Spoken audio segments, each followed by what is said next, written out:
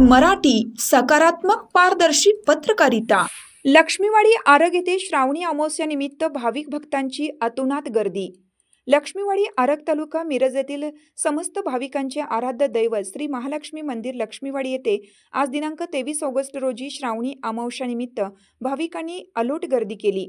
आज श्रावणी अमावस्यानिमित्त श्री महालक्ष्मी मंदिर लक्ष्मीवाडी आरग येथे पंचक्रोशीतील आणि आसपासच्या गावातील भाविक भक्तांनी दर्शनासाठी हजेरी लावली।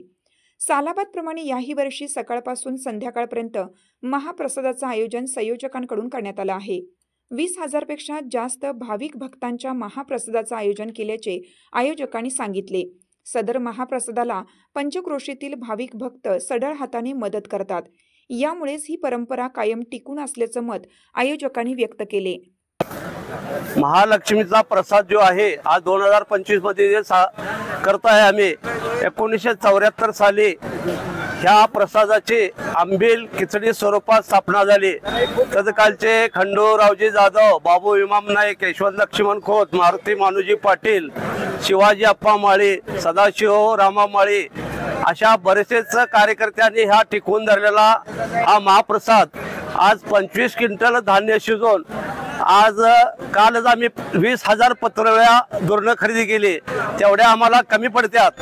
आणि हा महाप्रसाद वाटप करत असताना प्रत्येक घरातला माणूस माझंच हे काम आहे, महालक्ष्मीचं काम आहे ते माझं आहे असं समजून काल रात्रभर आज दिवसभर आणि जे 10-15 जे लोक आहेत आपल्यातले कार्यकर्ते ते कमीत कमी 15 दिवस ह्या कार्यक्रमासाठी अहोरात्र झटतात।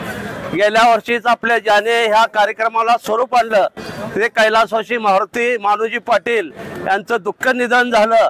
कारण का कसा पैसा समाजाचा वापरायचा असतो आणि तो कसा टिकवायला लागतो हे त्यांच्याकडनं एक आदर्श घेण्यासारखी व्यक्ती होती, पण त्याला नाईलाज आहे, देवाच्या इच्छेपुढे नाईलाज असतो।